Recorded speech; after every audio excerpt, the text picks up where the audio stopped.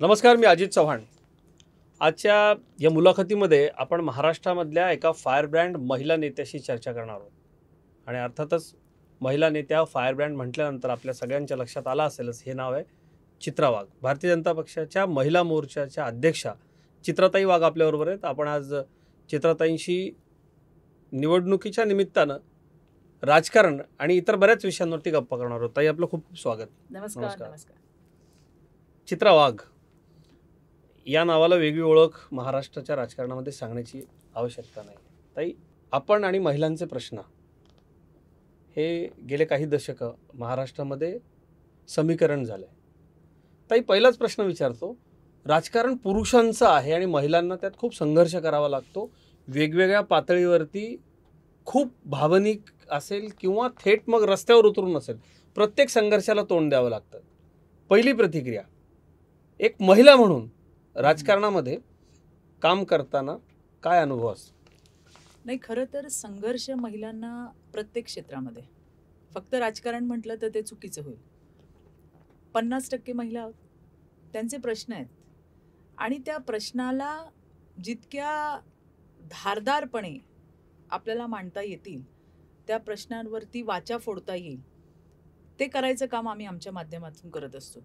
हे क्षेत्र जसं पुरुषांचं तसं सगळी क्षेत्र पुरुषांची आहेत. पण आज आपण पाहतोय की मोदीजींनी इतक्या सगळ्या सुविधा महिलांना दिल्या आहेत आणि त्यांना मेनस्ट्रीममध्ये आणायचा प्रयत्न केला. त्यामुळे देशभरातल्या महिला आज खांद्याला खांदा लावून काम करताना दिसत आहेत. आता पुढचं पाऊल उचललंय 33% राजकारणामध्ये महिलांना जे पुन्हा एकदा रिझर्वेशन त्या ठिकाणी दिलेलं आहे, त्याने पुन्हा एकदा ही लिडरशिप पुढे येणार आहे. पण गेली इतके वर्ष आपण पाहतोय की या 50% महिलांचे प्रश्न सोडवण्यासाठी आपल्याला संघर्ष करावा लागतोय. त्यामुळे ज्या वेळेला अशा काही घटना होतात, त्यावेळेला त्यात जास्त चांगल्या पद्धतीने एखादी महिला मांडू शकते, मग ती मी असेल किंवा आणि कोणी असेल. ही लिडरशिप वाढवण्यासाठी प्रयत्न झाला. त्यामुळे आता हे पुरुषांचं क्षेत्र फक्त आहे असं म्हणणं चुकीचं ठरेल, कारण इथे महिला मोठ्या संख्येने येत आहेत, मोठ्या संख्येने महिला येणार आहेत. 2029 आपण पाहिलं 33% रिझर्वेशन मोदीजींनी आम्हाला दिलेलं आहे आणि त्यामुळे देशभरातल्या कित्येक साऱ्या महिला या त्या ठिकाणी येतील. आणि मला विश्वास आहे की येणाऱ्या दिवसामध्ये जितक्या संवेदनशीलतेने महिला नेत्या म्हणून आम्ही महिलांचे प्रश्न मांडतो, त्याच संवेदनशीलतेने पुरुषसुद्धा याकडे एक महत्त्वाचा आणि संवेदनशील विषय म्हणून बघतील आणि त्या अनुषंगाने पुढे काम होईल. ताई, तुम्ही दुसऱ्या पक्षातनं भारतीय जनता पक्षामध्ये आलात, पण आम्ही बघितलं अल्पावधीत भारतीय जनता पक्षानं आपल्याला केंद्रीय पातळीपासून संघटनेमध्ये सगळ्याच ठिकाणी खूप मानाचं पान दिलं. कसा अनुभव आहे भाजपमध्ये काम करताना? खरं तर भारतीय जनता पार्टीचा माझा अनुभव हा असा फार असा वेगळा अनुभव आहे की मी 20 वर्ष एका पक्षात काम करत होते. तो पक्ष मी बघितला, तो पक्ष होता सरदारांचा. सरदारांचा? म्हणजे सरदारच म्हणणार आपण, की एक सरदार आणि मग त्याचं ते सैन्य.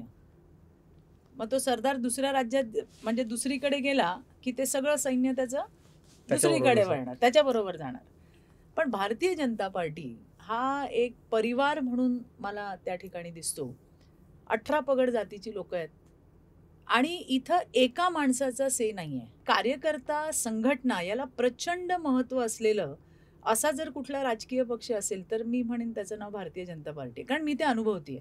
गेली 5 वर्ष मला आठवतंय की जेव्हा मी पक्षामध्ये प्रवेश केला त्यावेळेला मी प्रदेशचे उपाध्यक्ष म्हणून काम करत होते. त्यावेळेला प्रदेश अध्यक्ष नामदार चंद्रकांत दादा पाटील होते. प्रदेश उपाध्यक्ष म्हणून मी काम करत असताना मला नॅशनल एक्झिक्युटिव्ह कमिटीवरती जाण्याची संधी पक्षाने दिली, देवेंद्रजींनी दिली. मी खूप आभारी आहे त्यांची की त्यामुळे मला पक्षाचं आणखीन वाईड विजन काय आहे हे लक्षामध्ये आलं की ज्याची स्वतः त्याचे अध्यक्ष हे मोदीजी आहेत आणि त्यामुळे त्यांचे विचार मला ऐकता आले की काय म्हणू नये. त्यांचं एक वाक्य माझ्या डोक्यामध्ये फिट आहे की हम राजनीति के लिए नहीं, हम राष्ट्रनीति के लिए काम करते. हे मोदीजींचं वाक्य मला फार अगदी मनाला भावलेलं वाक्य आहे. सत्ता येते जाते, पण आपल्याला जेव्हा सत्ता असते तेव्हा आपल्याला काय करता येईल समाजासाठी, हे या ध्येयाने पछाडलेली लोक आहेत. आणि त्यामुळे 2 पक्षांमधला डिफरन्स तुम्ही मला विचाराल तर अजित एवढं नक्की आहे की हा कार्यकर्त्यांचा सन्मान करणारा, त्यांचं मत ऐकलं जातं. मला जे पटलंय ते मी सांगितलं आणि ते झालं असं नाही आहे. तुम्हाला काय वाटतं, तुम्हाला काय वाटतं, तुम्हाला काय वाटतं, असं प्रत्येकाला विचारलं जातं आणि त्याच्यानंतर त्याच्यातून एक निर्णय केला जातो. आणि त्यामुळे कार्यकर्त्याला आणि संघटनेला प्रचंड महत्त्व पार्टीमध्ये आहे. आणि त्यामुळे इथे काम करताना एक वेगळी मजा पण येते. आता सध्या आम्ही बावनकुळेजींच्या नेतृत्वात काम करतोय. मला महिला मोर्चाचं अध्यक्षपद त्या ठिकाणी पक्षाने दिलं. बरेच वर्ष मी महिलांमध्येच काम करत होते. पुन्हा एकदा भारतीय जनता पार्टीमध्ये महिला मोर्चात काम करते. विविध विषय आहेत. 2.5 वर्ष सरकार नव्हतं. त्याही वेळेला जे जे प्रश्न आहेत ते मांडण्याचा आम्ही प्रयत्न केला. त्यानंतर सरकार आलं आणि आल्यानंतर तुम्ही पाहिलंय की मुलींच्या शिक्षणापासनं, मुलींना आपल्याला शिक्षण मोफत कसं देता येईल तिथपासनं तर विविध निर्णय महिलांच्या उन्नतीसाठी घेतले गेले. आणि मला त्याचा अभिमान आहे की जे सरकार त्या ठिकाणी बसले त्या सरकारच्या पक्षाची मी एक कार्यकर्ता आहे. आणि याचा अभिमान आणि समाधान खूप आहे. ताई, आम्ही बघतो चित्रा वाघ या व्यक्तीकडून संघटनेला पूर्ण वेळ दिला जातो आणि संघटनेमध्ये प्राण फुंकण्याचं काम आपण करता. या पक्षामध्ये काम करत असताना संघटना म्हणून संघटना बांधताना कशी वेगळी संघटना आहे ही, त्याचा काय अनुभव होता? नाही, कसं आहे अजित की मी काम करते माझ्या पद्धतीने. पण अर्थात मी जरी आता अध्यक्ष म्हणून आले तरी माझ्या आधीच्या जितक्या भारतीय जनता पार्टीच्या महिला मोर्चाच्या अध्यक्ष होऊन गेल्या त्या प्रत्येकीचंच त्याच्यामध्ये योगदान आहे. आता मलाही कोणाकडनं तरी माझ्या आधी कोणी अध्यक्ष होतं, आता मी आहे, माझ्या नंतरही कोणी असणार आहे. त्यामुळे प्रत्येकजण आपापल्या टेन्युअरमध्ये आपापल्या पद्धतीने काम करत असतं. जास्तीत जास्त महिलांच्या प्रश्नांवरती वोकल होणं. आणि ज्या वेळेला आपण सत्ताधारी पक्षाचे कार्यकर्ते असतो त्यावेळेला आपली जबाबदारी ही कणभर वाढलेली असते. तुम्ही पाहताय की आधी तर मला फक्त प्रश्नच दिसत होते की कुठं काय होतंय, महिलांवरती मुलींवरती अत्याचार आपण पाहतोय. पण याच्याबरोबर एक तिसरा पण आता प्रश्न प्रकर्षाने जाणवतोय, तो म्हणजे फेक नरेटिव्हचा. एखादी घटना होते त्याचं कशा पद्धतीने राजकीय भांडवल केलं जातं. हडपसरमधली घटना आणि मोठ्या ताई बारामतीच्या यांनी त्याच्यावर ट्विट केलं, असं झालं तसं झालं तसं झालं, त्या मुलींसोबत काय झालं. झालेल्या गोष्टी वाईटच आहेत, त्याचं समर्थन नाही आहे. सेन्सिटिव्ह विषय आहेत. पण सोयीस्कररित्या काही महिला अत्याचाराच्या घटनात गप्पही राहिलं जातं त्यांच्या. नाही, अगदी. आणि मग काय होतं की या सगळ्या घटनेची जी पार्श्वभूमी आहे ही पार्श्वभूमी वेगळी वेगळी असते. हे प्रत्येक घटनेतून समोर आलं. म्हणजे हडपसरच्या घटनेचं त्या दिवशी म्हणजे मला वाटतं परवाच मी ते ट्विट वाचल्यानंतर अरे बापरे असं झालं, मी लगेच पोलीस अधीक्षकांना फोन केला. त्यांच्याकडनं आलेली जी माहिती होती ती वेगळी होती, ती विसंगत म्हणजे बऱ्यापैकी. आणि त्याच्यात त्यांनी लिहिलंय मोठ्या ताईंनी की माझं पुण्याच्या पोलीस अधीक्षकांशी बोलणं झालंय अमकं ढमकं. मग ते त्यांनी जे तुम्हाला खरं सांगितलं ते तुम्ही का नाही लिहिलं? ताई, कदाचित परिस्थिती बदललेली नाहीये. माझा प्रश्न त्याच अनुषंगिक आहे की काहीही झालं तरी टार्गेट देवेंद्र फडणवीस, असं का? मी आधी वेगळ्या पक्षात होते आणि त्या पक्षाचा स्ट्रिक्टली असं सांगणं होतं आम्हाला. त्यावेळेला मुख्यमंत्री हे माननीय देवेंद्रजी फडणवीस होते आणि आम्हाला हे स्पष्ट सूचना होत्या मोठ्या ताईंच्या की कुठल्याही डिपार्टमेंटचा काहीही गोंधळ असला, मग तो हेल्थचा असू दे, मग तो शिक्षणाचा असू दे, मग तो आणखीन कुठलाही असू दे, टार्गेट फक्त देवेंद्र फडणवीस करायचं. कुठल्याही मंत्र्याला काहीही न बोलता फक्त @देव फडणवीस करून टीका करायची. ह्या स्पष्ट सूचना होत्या. 2014 पासून 2019 पर्यंत माझे सगळे ट्विट जर तुम्ही बघितले असतील तर ते @देव फडणवीस @CMO महाराष्ट्र, कारण ही पक्षाच्या सूचना होत्या ज्या आता पण फॉलो होत आहेत. तुम्ही पाहताय देवेंद्र फडणवीस हे महाराष्ट्राचं शक्तीस्थळ आहे. हजारो लाखो कार्यकर्त्यांचं शक्तिस्थान जर कोण आहे तर ते देवेंद्र फडणवीस आहे. आणि मग आघात कोणावरती होतो? शक्ती केंद्रावर. शक्ती केंद्रावर जर आघात केला तर बाकीचे थंड पडतील, अशी एक स्ट्रॅटेजी त्यांची आहे जी 2014 ते 2019च्या त्या स्ट्रॅटेजीची मी साक्षीदार आहे स्वतः. आणि आता पुन्हा एकदा ती रिपीट होताना मला दिसते. अकेला देवेंद्र क्या कर सकता है हे दिसलंय. याची मोठ्या ताईंना पूर्ण कल्पना आहे. पण परत तुम्हाला सांगते, मी खूप भाग्यवान कार्यकर्ता आहे की मला देवेंद्रजींच्या सोबत काम करण्याची संधी आहे. दिवस आणि रात्र काम करणारा एक विजन असणारा नेता आहे. एवढंच नाही, काम सगळे करतात, पण एथिक्स असणारा नेता आहे. एक छोटा किस्सा तुला मी सांगते. अजित त्यावेळेला आम्ही विरोधी पक्षात होतो आणि त्यावेळेचे तत्कालीन मुख्यमंत्री उद्धवजी ठाकरे यांनी देवेंद्रजींवर फारच खालच्या पातळीची टीका केली होती. फारच खालच्या पातळीची. आणि ती वाचली, पाहिली तर फार संताप आला. आणि मी ठरवलं की उद्या सकाळी मातोश्रीवरती मोर्चा काढायचा, तिथे बसून आंदोलन करायचं.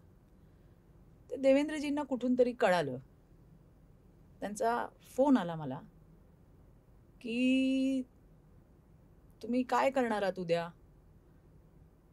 तर मी म्हटलं साहेब असं असं झालंय आणि ते फारच खालच्या पातळीचं तुम्हाला बोललेत, मी त्यांच्या घरासमोर जाऊन आंदोलन करणार आहे.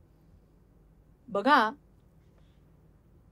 राज्याचा विरोधी पक्ष नेता देवेंद्रजी होते, त्यांनी मला काय सांगावं. त्यांनी मला सांगितलं, चित्राताई कोणाविरुद्ध मोर्चा आहे तुमचा. म्हटलं अर्थात मुख्यमंत्री उद्धव ठाकरे. ते म्हणले ते त्यांचं घर आहे मातोश्री,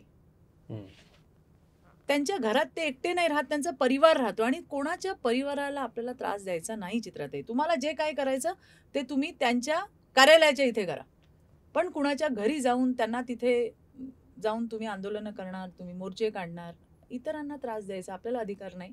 हा सुसंस्कृतपण. अरे मी शॉक झाले. ही बोलताना किंवा ऐकताना तुम्हाला छोटी गोष्ट वाटेल. एखादा नेता असता काय म्हणाला असता, त्याच्या घरात घरात घुसा. आधीच्या पक्षात आम्ही इथे छोटे छोटे सॉफ्ट टॉयज घेऊन गेलो होतो वाघाचे मातोश्रीवरती, आम्हाला कोण नाही अडवलं. ताई, मराठा विषयामध्ये सर्वाधिक काम करणारा नेता आहे देवेंद्र फडणवीस. महिलांच्या विषयात सर्वाधिक काम करणारे नेते आहेत देवेंद्र फडणवीस. इन्फ्रास्ट्रक्चरमध्ये सर्वाधिक काम करणारे नेते आहेत देवेंद्र फडणवीस. जलसंधारण या विषयामध्ये सर्वाधिक काम करणारे नेते आहेत देवेंद्र फडणवीस. महिला अत्याचार थांबावेत, इक्विपमेंट्स मिळावेत, सर्वच क्षेत्रामध्ये अतिशय अभ्यासपूर्ण आणि सातत्यपूर्ण शिवाय रिझल्ट ओरिएंटेड नेता आहे देवेंद्र फडणवीस. पण तरीसुद्धा जातीय मुद्द्यावरून असेल किंवा जे मुद्दे भावनिक आहेत त्या भावनिक मुद्द्यांवर देवेंद्र फडणवीसांना टार्गेट केलं जातं. असं का घडतं महाराष्ट्रामध्ये? जेव्हा जेव्हा देवेंद्र फडणवीस सत्तेमध्ये असतात तेव्हा तेव्हा आंदोलनं होणं, मोर्चे निघणं, कधी या जातीचा, कधी त्या जातीचा, कधी त्या जातीचा, कधी या विषयावरती, कधी त्या विषयावरती, हे होताना आम्ही पाहिले. 2.5 वर्ष ज्या वेळेला महाविकास आघाडीचं सरकार होतं, एक सर्वसामान्य माणसालाही तुम्ही विचारा, त्यावेळेला प्रश्न नव्हते का? नक्कीच होते. त्यावेळेला हे प्रश्न नव्हते. त्यावेळेला आम्हाला आरक्षण नको होतं किंवा त्यावेळेला आमच्या कुठल्याही मागण्या नव्हत्या. मग जर त्यावेळेला प्रश्न होते तर त्यावेळेच्या सत्ताधाऱ्यांना कधी का नाही कोणी विचारलं? याच्या आधी जितके मुख्यमंत्री झाले, बहुतांश मुख्यमंत्री हे मराठा समाजाचे होते. आणि ताई 10% आरक्षण दिलंय आपण सरकार, पण महाविकास आघाडीला नाही टिकवता आलं तरी पण देवेंद्रजी. आणि मग असं वाटतं कुठेतरी, एक कार्यकर्ता म्हणून मला असं वाटतं की माझ्या नेत्याला कुठेतरी बदनाम करण्याचं काम, माझ्या पक्षाला बदनाम करण्याचं काम हे ठरवून केलं जातंय का? ताई, अनेक विषय तुम्ही सरकारला, मंत्र्यांना सांगता आणि त्याच्यावरती अंमलबजावणी होते. म्हणजे लाडकी बहीण योजना आता सर्वाधिक चर्चेत आहे. येस. आपण ग्रामीण महाराष्ट्रामध्ये मला असं वाटतं की तालुक्यात गेलेली एक योजना आहे ही योजना आहे. 60 साली महाराष्ट्र स्थापन झाला. संयुक्त महाराष्ट्राच्या स्थापनेनंतर पहिलं असं हे सरकार आहे की इतके महिला विषयक निर्णय घेतले. किती समाधान वाटतं आणि काय त्याच्याबद्दल बोलावं? खरं तर कसं आहे की लाडकी बहीण योजना म्हणजे लाडक्या बहिणींचा लाडका भाऊ तर देवा भाऊ. आणि जिथे मी जाते तिथे महिला येऊन मला सांगतात, ताई आले बरं का पैसे, देवा भाऊला थँक्यू सांगा.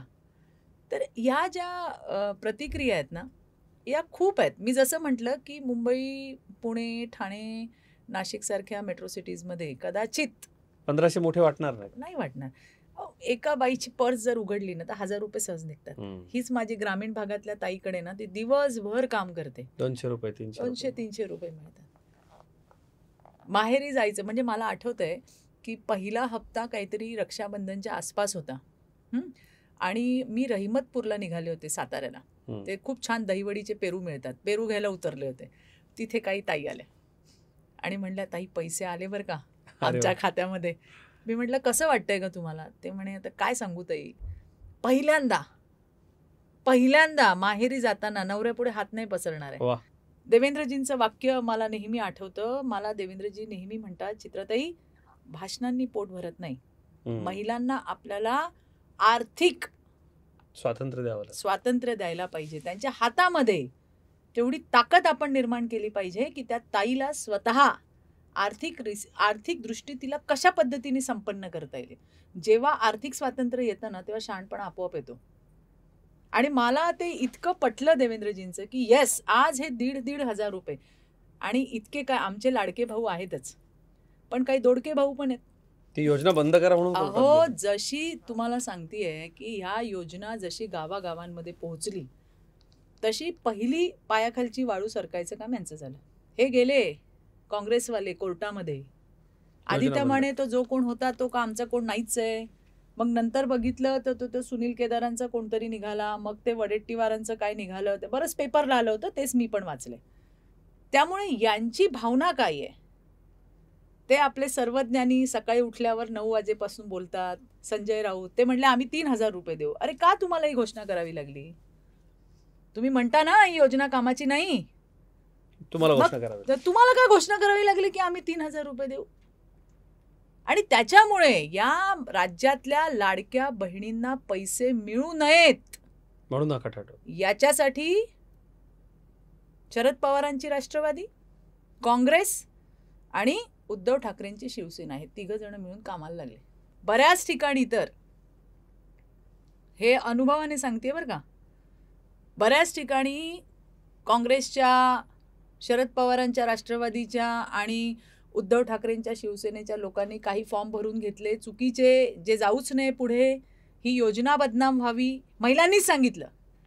आणि म्हणून मग महिलांना सांगितलं तुम्ही अधिकृत सेंटरवरती जा आणि भरा. अंगणवाडी ताईंना याच्यामध्ये इन्व्हॉल्व केलं. प्रत्येक फॉर्म भरल्यानंतर तिलाही त्या ठिकाणी त्याचा मोबदला देण्यात आला आणि ही योजना घराघरामध्ये पोहोचवण्यात आली. आताही सांगतात की हे सरकार तुमची निवडणूक आहे तोपर्यंतच आहे, निवडणुकीनंतर बंद होणार, असं तसं. म्हणजे खोटं किती खोटं बोलणार. आता या ज्या राज्यातल्या बहिणी आहेत ना, या दोडक्या आणि या सावत्र भावांना धडा शिकवल्याशिवाय राहणार नाही. देवेंद्रजींनी साफ सांगितलंय, साफ, या पैशांमध्ये वाढच होईल पण कमी होणार. आम्ही सुद्धा बऱ्याच ठिकाणी ज्या ठिकाणी आम्हाला ताई हे का असे करतायत, मी म्हटलं तुम्ही काळजी करू नका, तुमचा देवाभाऊ एवढा भक्कम आहे, कुठल्याही परिस्थितीमध्ये लाडकी बहीण योजना बंद होणार नाही. त्यामध्ये पैसे वाढतीलच, कमी होणार नाही. आणि आता हे सगळं राज्यातल्या प्रत्येक कानाकोपऱ्यात गेल्यामुळे महिला सुद्धा आश्वस्त झाल्या. त्यांना कळतं ना रे कुणावर विश्वास ठेवावा. याच्यातही फेक नरेटिव्ह ऑफकोर्स प्रयत्न झाला, याच्यामध्येही फेक नरेटिव्ह करण्याचा प्रयत्न झाला. यामध्येही सांगण्यात आलं सरकारला कुठल्याही पद्धतीमध्ये सरकार बदनाम करणे, देवेंद्रजींवर ठपका ठेवणे हा एकमेव त्यांचा अजेंडा आहे. पण आपल्या नेत्याच्या मागे एवढ्या लोकांचे आशीर्वाद आहेत, इतक्या बहिणींचे आशीर्वाद आहेत. काही जणींनी तर मला एवढंही सांगितलंय, चित्राताई आम्ही नवऱ्याला सांगितलंय, म्हटलं काय ग, गुरगुरायचं नाही माझ्यावर, तुम्हाला माहित नाही माझा भाऊ कोण आहे. म्हणजे इतका देवाभाऊ, हा देवाभाऊ आपला भाऊ वाटतो. अशातले कित्येक जणींना तर ते भेटले पण नसतील, पण एक प्रेम आहे, एक विश्वास की हा माझा भाऊ आहे जो माझ्यासाठी, माझ्या परिवाराच्या कल्याणासाठी झटतोय. याने माझ्या मुलीला मोफत शिक्षण दिले, याने माझ्या संसाराला हातभार लावलाय. अशा किती म्हणजे जंत्री सांगता येईल, इतकं काम देवाभाऊच आहे. आणि म्हणून राज्यातल्या देवाभाऊंच्या सगळ्या लाडक्या बहिणी आणि त्यांचा लाडका भाऊ देवाभाऊ. ताई, पुण्यातला एक गमतीशीर प्रकार परवा घडला. एका कंपाऊंड मधल्या विहिरीवरचे पेवर ब्लॉक्स खचल्याने एक ट्रक त्यात गेला. आता तो ट्रक विहिरीत गेला म्हणून देवेंद्र फडणवीस यांच्यावरती टीका. मला असं वाटतं की हे जे महाराष्ट्रामधलं जे नरेटिव्ह आहे विरोधी पक्षांचं, विशेषतः तुमच्याशी अतिशय सख्य असणाऱ्या सुप्रियाताई सुळे, या अशा गोष्टींना नाही, मला जबाबदार धरतात काही मंडळींना, की हास्यास्पद वाटतात. कसं आहे अजित, इतर बोलतील तर ठीक आहे असं मी समजते, हम्म. पण एवढ्या मोठ्या बारामतीच्या ताई, बरं त्या काही साध्या नाही, संसद रत्न हम्म. संसद रत्न ताईंनी अशा पद्धतीने ट्विट करणं म्हणजे मला खरंच कीव वाटली. तर संसद रत्नाचा काय क्रायटेरिया एकदा जरा चेक केला पाहिजे असं मला वाटायला लागलं त्या क्षणाला.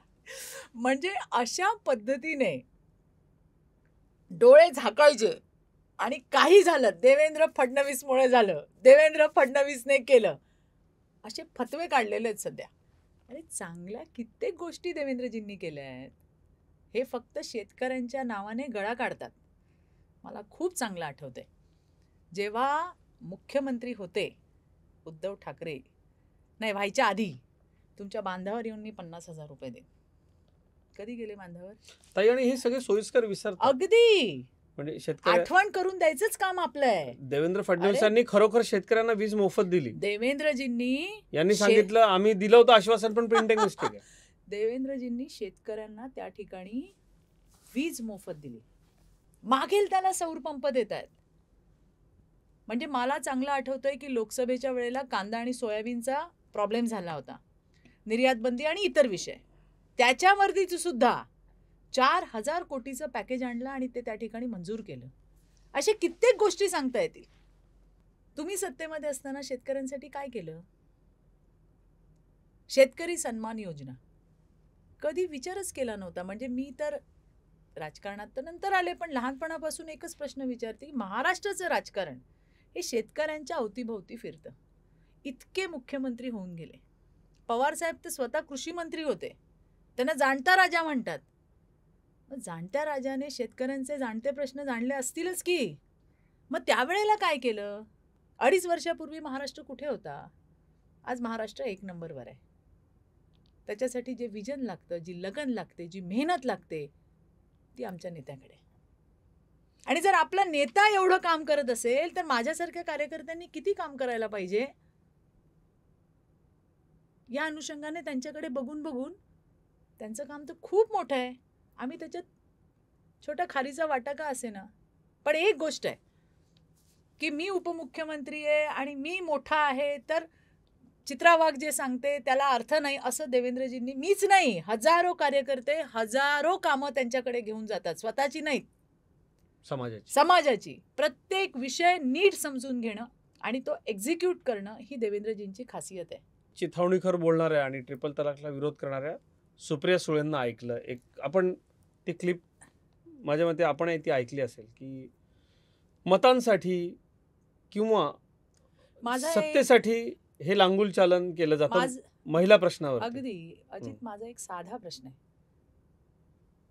की मतांसाठी आपण किती बेगडीपणे वागणार आहोत, किती वागणार आहोत? यांची सगळी रूपं मी बघितलेली आहेत, कळलं का? कदाचित त्यामुळेच तुमच्यावर जास्त राग आहे. असू शकेल. स्टार्ट टू एंड मला माहिती आहे, कधी काय बोलायचं, कधी काय बोलायचं, कुणाच्या समोर कसं, कुणाच्या, हे जे सात्विकतेचं जे काय आपण जे किंवा व्हॉट एव्हर, जाऊ देत, आता हा विषय नाही. पण मी एक सांगते, याच्या मागचा बेगडी चेहरा मला माहिती आहे, मी अनुभवलाय, मी पाहिलाय आणि त्या सगळ्या गोष्टीची चित्राबाग साक्षीदार आहे. मी होते महिला आयोगावर सदस्य म्हणून काम केलंय, त्यावेळेला हा ट्रिपल तलाक वगैरे नव्हता. या मुस्लिम भगिनींसाठी त्यांना कोर्टातून जरी काय आली ना ऑर्डर, तरी हे मानत नाहीत. हम हमारे शरिया, काय शरिया लॉच आहे त्यांचा, शरिया लॉ से हम चलेंगे. पोटात एक बाळ, हातात दुसरं बाळ, तिचा नवरा कुठे दुबईला की कुठे सौदीला कुठेतरी, आणि तिथून तो व्हिडिओ कॉल करून सांगतोय तलाक तलाक तलाक. काय करावं त्या बाईनी? तुम्ही तर इतके वर्ष त्यांची मतच घेतली. इनफॅक्ट आताही तुम्ही तेच करताय, की तुम्ही फक्त त्यांची मतं घेताय, तुम्ही कधीतरी त्यांच्या भविष्याचा विचार केला का? मतपेढीहून नुसताच वापर करू नका.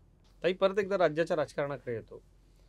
ज्या पद्धतीनं आता राज्याच्या राजकारणाचा स्तर घसरत चाललेला आहे, व्यक्तिगत पातळीवरच्या टीका वाढत चाललेल्या आहे, आणि मला असं वाटतं की तुम्ही थेट भिडता जाऊन विरोधकांना, आणि त्यामुळं तुमच्याकडं रोग जरा जास्त असतो. हे सगळं पाहताना आणि सतत संघर्ष करत असताना महिला म्हणून काय काय प्रतिक्रिया, काय वाटतं? बघा, असं आहे की ॲक्शनला रिॲक्शन असते. ज्या वेळेला खोटं बोललं जातं, कुठेतरी खोटं आपल्या नेत्याबद्दल, आपल्या पक्षाबद्दल बोललं जातं, त्याला फोडून आणि तोडून काढणं माझ्यासारख्या कार्यकर्त्याचं काम आहे. त्या वेळेला त्या ठिकाणी आपण बोलतो, भूमिका त्या ठिकाणी मांडतो. पण कसं आहे की आपल्याकडे एक ट्रेंड आहे, तो आत्ताचाच नाही, आधी पूर्वीपासून आलेला आहे, की एखादी बाई जर बोलत असेल तर तिच्यावर व्यक्तिगत हल्ले चढवायचे. आणि हे राजकारणात येऊ पाहणाऱ्या सगळ्या तरुण मुलींना सुद्धा मी सांगत असते की तुमच्यावरती हल्ले होतील, तुमच्या कॅरेक्टरवर बोललं जाईल, तुमच्या व्यक्तिगत गोष्टींवरती बोललं जाईल, पण अजिबात खचू नका. कारण जे विचारतात ना, त्यांची लायकी नाही आहे तुम्हाला विचारायची. तुम्ही आन्सरेबल आहात तुमच्या परिवाराला, स्वतःला.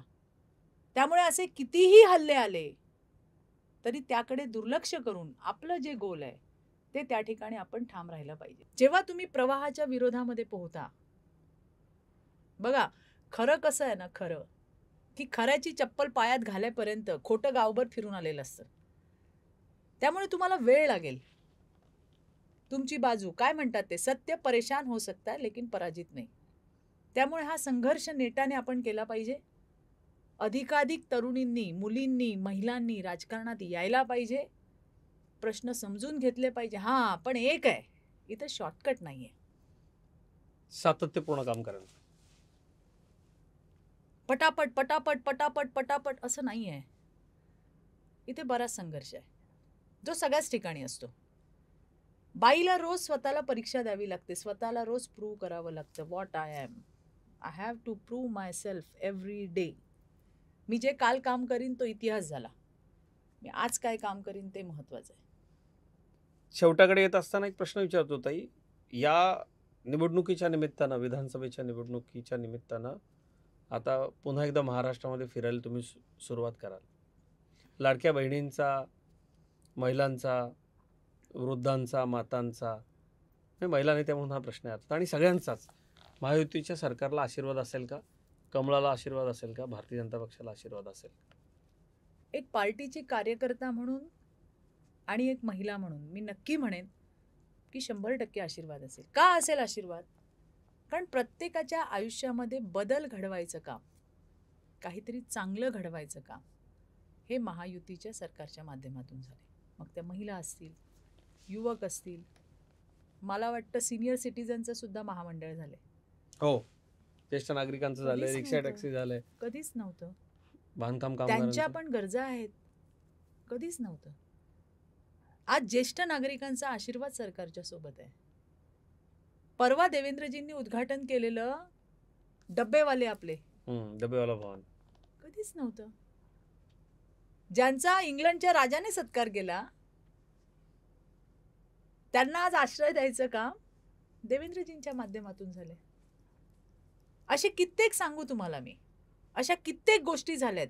प्रत्येक समाजाला त्या ठिकाणी न्याय द्यायचं काम, त्या घटकाला न्याय द्यायचं काम. न्याय द्यायचं म्हणजे काय करायचं? तुमच्या आयुष्यामध्ये बदल होतो. हो, आणि मी स्वतः एक महिला म्हणून मला असं वाटतं की असा कुठलाच प्रश्न नाही जो फक्त पुरुषांचाच आहे. पुरुषांचे असे बरेच प्रश्न आहेत की जे फक्त पुरुषांचे आहेत, पण महिलेचा प्रश्न, तिच्या मुलाचा प्रश्न हा तिचा प्रश्न असतो, तिच्या नवऱ्याचा प्रश्न हा तिचा प्रश्न असतो, तिच्या घरातल्या ज्येष्ठ नागरिकांचा प्रश्न हा तिचा प्रश्न असतो. त्याच्यामुळे आमचे प्रश्न म्हणजे तुमच्या सगळ्यांचे प्रश्न, ज्याच्याने माझ्या आयुष्यात, माझ्या परिवारामध्ये सुख येईल. माझ्या मुलाला चांगलं शिक्षण मिळतंय, माझ्या मुलाला नोकरी मिळतेय, माझ्या मुलीचं शिक्षण मोफत झालंय, मी 50% फ्री बसमधून आज त्या ठिकाणी जातीये. आज मला वाटायचं ना, आज तुम्ही बघा एस टी महामंडळ तोट्यात चाललेलं. या सगळ्या महालक्ष्मींनी, पुन्हा महाराष्ट्रातल्या पहिल्या रांगेत. महालक्ष्मींनी हे तोट्यात गेलेली एस टी महामंडळाची लालपरी पुन्हा ट्रॅकवर आली.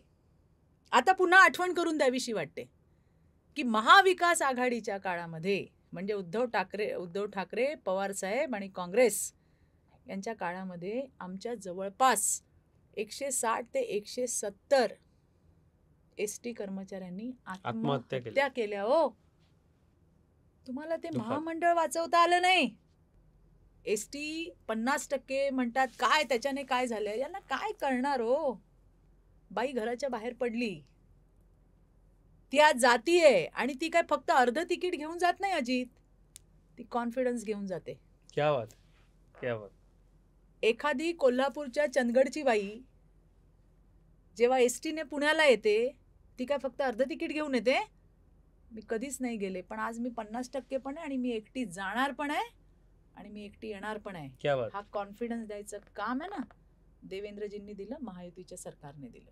आणि त्यामुळे प्रत्येकाच्या आयुष्यामध्ये बदल घडला, प्रत्येकाच्या आयुष्यामध्ये प्रगती झाली. मग आशीर्वाद नाही मिळणार? क्या बात. ताई, खूप मोकळेपणानं बोललात, अनेक विषयांवरती बोललात. तुमची नेहमीप्रमाणे स्पष्ट, रोखठोक, थेट मतं आजच्या या मुलाखतीमध्ये तुम्ही मांडलीत. आपले खूप खूप आभार आमच्याशी बोलल्याबद्दल. धन्यवाद. जय हिंद, जय महाराष्ट्र. थँक्यू.